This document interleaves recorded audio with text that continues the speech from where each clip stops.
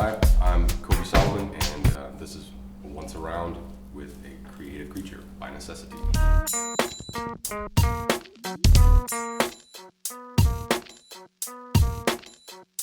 My childhood, I moved around a lot. I was born in California and moved to Michigan when I was about 1.5, 2 years old. And that first experience was driving all the way across the country. I was told that I didn't sit down the entire time and I rarely slept.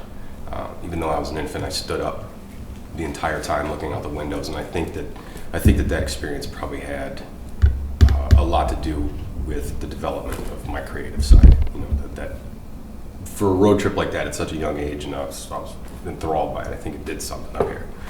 I spent a lot of time. I'm an only child, so I spent a lot of time at home by myself, getting on my mom's nerves, and drawing, I think, was a way to kind of keep me preoccupied, keep me quiet. So I got into that, trying to make worlds, and that it's always been a part of my life. Constant throughout. So yeah, started drawing at a really young age, and came here, Southeast Michigan area, I think in the late 80s, and went to high school out in the burbs, and went to CCS for college, and I have been here ever since, nearly 20 years.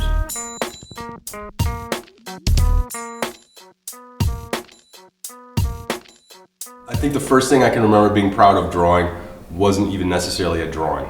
I remember I drew a B, a lowercase b, and I remember that the circle was perfect, and that sticks out in my mind. And I was a really, really young kid, and I thought I was so proud of myself for drawing this perfect circle, and I didn't realize the significance of that until much, much later in life. But yeah, I vividly remember that. I was in first grade. When I was younger, there were a couple of different options that I thought I would go, into as a career.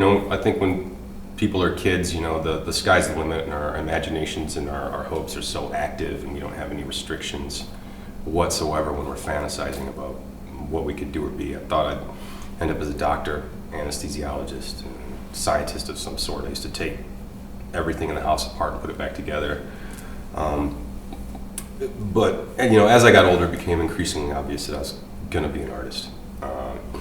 And by the end of high school, my GPA was horrible. I am a horrible student, scholastically, horrible student. And it was really obvious that if I didn't try art, I wasn't going to be able to do anything else, like flipping burgers or something. So it was a happy coincidence. I think that the reason I was a bad student scholastically was probably just the structure of the public schools. They don't know how to deal with a specific kind of child and with a specific kind of energy and intelligence. They don't deal with it well. I mean, there's a lot of really smart kids in schools around the country and around the world that aren't doing too great. And it's not that they're not smart, it's not that they're not capable, it's just that the environment that they're in, it's not conducive to them at all. That they're either too fast, or the subject matter is not being presented in a way that is going to interest them, or they're, pathologically revolutionary, so they rebel.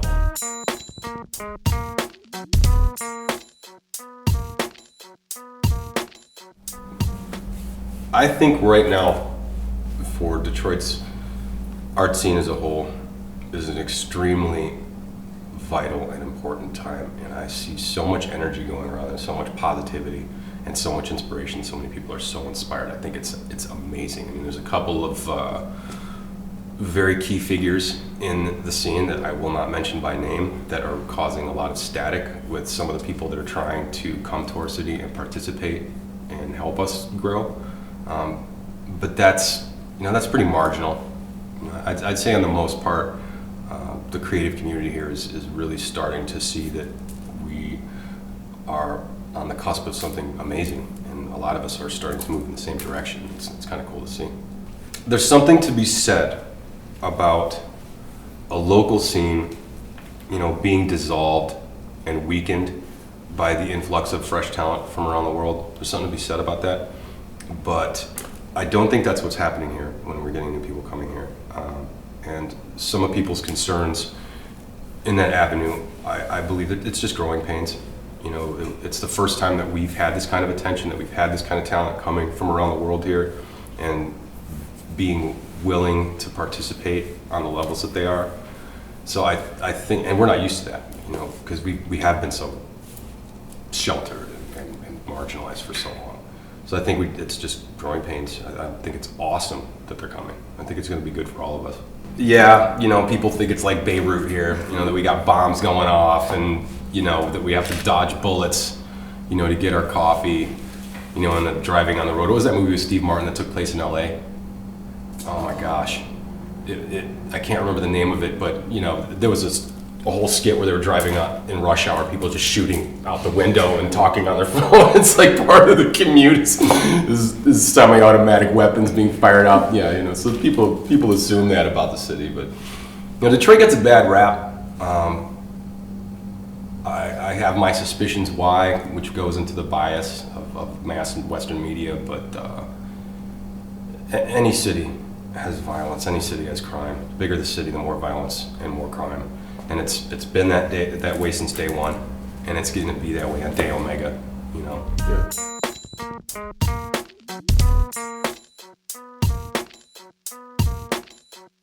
With all the levels of ignorance in the world to be pissed off at, that kind of stuff doesn't bug me. There's always going to be those assumptions, and the people who view street art as purely vandalism and don't know about the potential of it as an art form, that population is just shrinking and shrinking and shrinking and shrinking and shrinking. You know, you can go in other places all over the world and street art is embraced.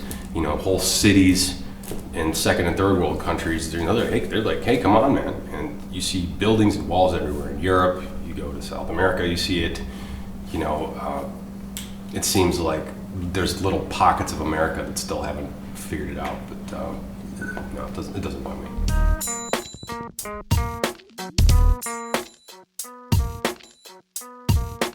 The whole thing with people going over, let's see, this is a unique question for you to ask me. There's a lot of people in that situation that's been happening here recently of this person's art being gone over, this group's art being gone over, and the tit for tat between those two fronts. It ties into that question you asked me earlier about new artists coming in and friction between new artists and how they're perceived and, you know, all that. I think that to destroy somebody's artwork, it's the basest form of expression of an artist to destroy another artist's work. It's asinine. It's like the opposite of what we're supposed to be doing. As creative people, you know, whether we're musicians or artists or sculptors or cooks or poets or songwriters or whatever, I think our primary purpose is to beautify our environment for each other, you know, for the future. I think that's our primary purpose. I don't think that creative people are here to be tools of destruction and to create strife. I think that we exist to fight that kind of negative energy. So, I mean, it's on both sides of the fence. I know who threw the first stone, and I know why, and I'm not going to talk about that ever publicly on record. But it's just wrong. It's just wrong on both sides. I mean, in the graffiti community, it's always been, since, you know, you go over somebody's stuff, you're going to have problems. There's going to be a physical result from that action. And graffiti writers and street artists as a community are a little bit different because a lot of us, I mean, to be honest, for lack of a better term, a lot of us were criminals for a very long time. Some of us are really good at it.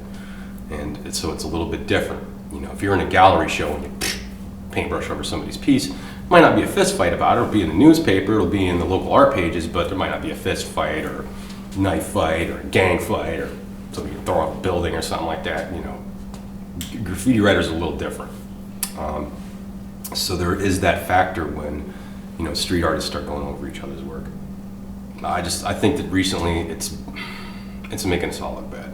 The stuff that's been happening in Detroit with like Gaia's piece getting gone over, a lot of Syntex's work getting gone over, a lot of beautiful murals that people from MSK have been putting up getting gone over. It's moronic. it's so stupid. It's so ignorant because nobody on either side of the fence wins from that at all. You know, there's the victim is the art, the stuff that exists for everybody, and it's gone now because of petty personal crap. I mean, it's just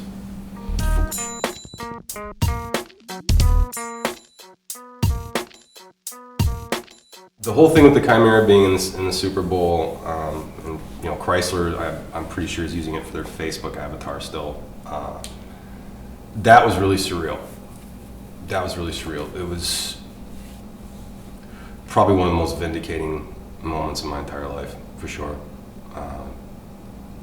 I worked really hard on that wall, and I sacrificed a lot of things in my life, and some things that I couldn't afford to lose at all, I lost, and I can't get it back. And the funding for that project, because I did it at a time when we didn't have any public art going on, was not there. So while I was painting that piece, essentially I painted it for free. So, but I did it with the knowledge that it was going to do something for the city as a whole and for my career. And, you know, for a couple of years after I completed it, I was just in a downward spiral, you know, because I'd given so much and had such high hopes for it, and I didn't see any return, and I was losing hope and faith and all that jazz. But you know, when I got that phone call and found out that was going to happen, and we negotiated our terms, and you know, found out that it was going to be involving Bob Dylan and all that. It was like the payoff. Yeah. It was like the payoff. You know, for me personally, you know, I saw some of the effects that it was having on the perception of the city and on the potential of the street art community here, and that was great. But you know, we're all human beings, so it was still that selfish part of me that was like, yo, man, where's my dime? Where's my payback? Like I gave up a couple of pounds of flesh for that. Right. You know, so it was great. You know, I really did anticipate that kind of stuff happening. I didn't know how long it was going to take, but that was part of the motivating force behind being able to do that thing. So what helped you hang on as you were, you know, waiting for things to turn the corner for you? My daughter. My daughter, for sure. Yeah, that's it, man. My daughter. Yeah. She was the only thing that kept me from losing it altogether with Lola. That's it. So currently, you just did the Hopcat mural, right? Yeah. Myself, Chase Golomatis, Phil 3000, Brown Bag Detroit, and Mello, all curated by the Grand River Creative Corridor, Derek Weaver. How was that experience, working with those other artists? I've worked with them before. Okay. I'm really close friends with Mal and Fel. We've been friends for a long time. I've worked with them multiple times. All of us have been to Miami together at one time or another for Basil. So, you know, it's fun. You know, it's getting together with a couple of buddies and doing our thing. It was cold. It was brutally cold while we were painting that piece. All of us were keeping our cans in coolers with like hot water bottles, and had hand warmers in our gloves with us, and could only paint for about an hour and a half to 2 hours at a time before we had to go inside and warm up. It was horrible conditions, but the results, I mean, we're all really proud of how that went.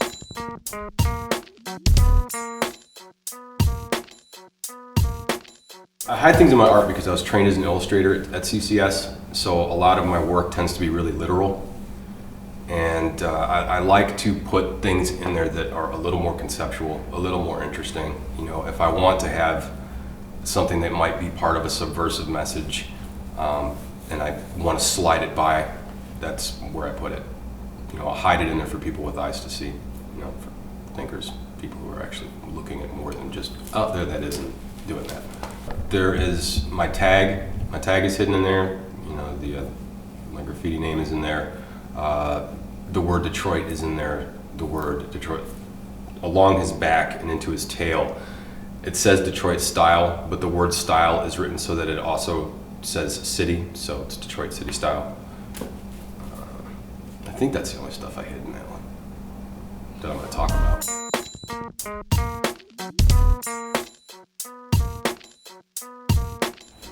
I suppose my artistic process all depends on the piece itself, because it's different for every single one. But you know, going from concept to canvas,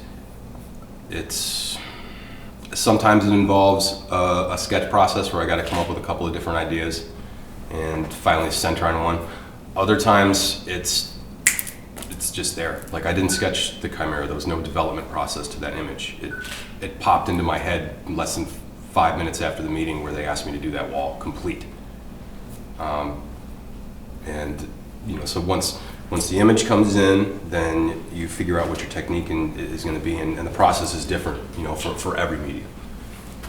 You know, some pieces, it's just really dry, sketch, paint. Right. You know, sometimes you, for really, really large pieces, if you want to save time, you can use a projector, but I don't have a consistent creative process. I try very, very hard to be zen with it and let things grow naturally. You know, so once an idea is seeded, I just kind of let my brain play with it until I come up with, you know, like a really good option that presents itself. Because I don't need to waste time on materials.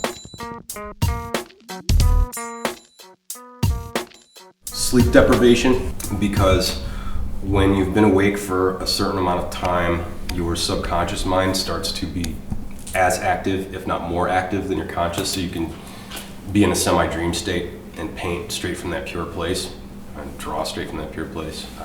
Music, of course. I guess since we're getting more progressive as a society and wiser, I could say I smoke a lot of pot sometimes. Sometimes. So,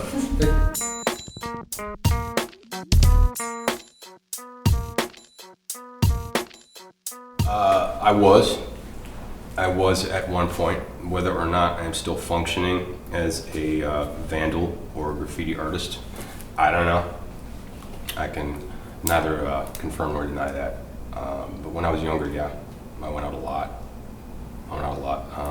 Rift is the third name that I've used. The other two I don't mention publicly because I was under some heat.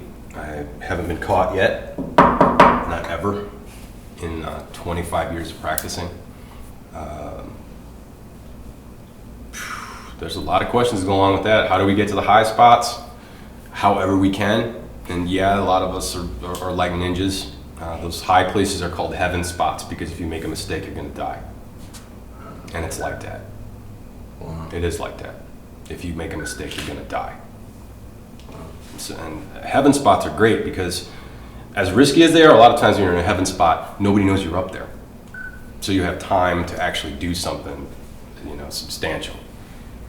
You know, street level stuff is usually pretty quick in and out, but a lot of that contributes to the speed that you see. When you see a lot of these older guys that are my generation and the one that came before me, and even younger kids that can paint so fast, you know, they're doing these murals and they're doing them in 4 days, 5 days, and they're 1,000 square feet or larger.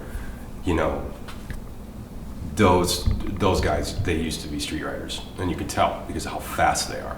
That insane speed is something that can only be generated on the street. When you have the comfort of a studio environment and that's where you came from, people who had been graffiti writers in their past pick it out just like that. Because the speed and precision of the art form that, you know, like for example, Howe and Nazem, when they work together, you can tell by watching how fast they work and their system that they used to be street writers. And that only comes from the street. You can't get it anywhere else. You know, the comfort makes you lazy when you're coming from studio development as just a spray can artist.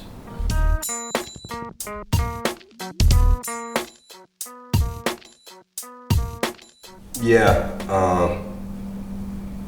Again, I was young when I came up with that one. I've been riding it a long time, and I didn't know that there was another one in Cincinnati. I thought it was the only one. I'm mixed, biracial. I was raised by Midwestern white folks. I never knew my black family. That's why I talk funny. No offense, guys. But yeah, Rift kind of speaks to that. speaks to that barrier.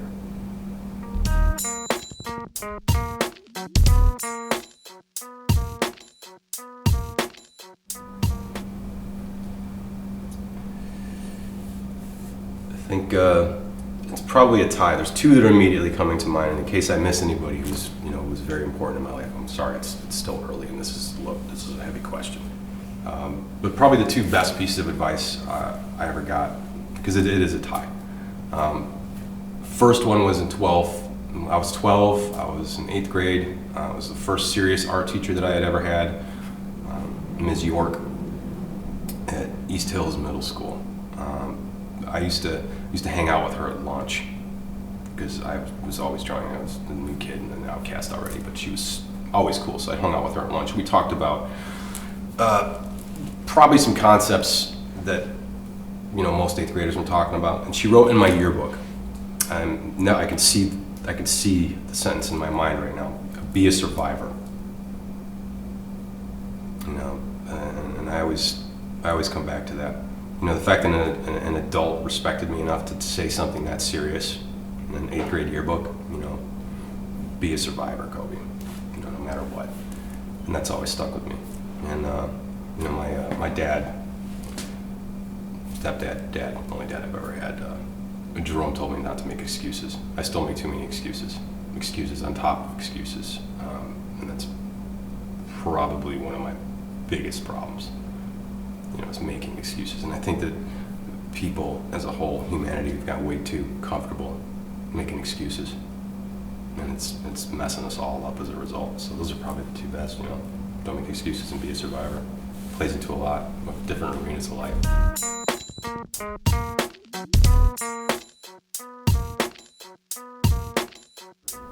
When we're young and we're doing it because we enjoy it and because we have to, not because it's a job or because it's school or because somebody's telling us they think that's what we should do. There's that voice inside of us that's saying, you have to do this. Just like you have to breathe and you have to eat, you have to do this. And we enjoy it. The times when we would be so busy creating something or doing something creative that we forget to eat, because we're so into that. I'd say just try and keep that alive. Try and keep that alive. Try and make it part of your work. When you've got crazy deadlines and, a mountain of stuff, figure out a way to make that job fun for you again so that the work isn't work per se. I think that's the only nugget that comes to immediate mind is to remember that, to keep that, I don't know if the word is child, but that's a great word for it. Keep that child, that creative child alive in your work and make it part of your work. Remember why you're going to do it in the first place. And don't lose sight of it, because that's when you burn out. You burn out and you can't make it anymore. That sucks. My name is Kobie Solomon. Thank you for joining me, and this was Once Around.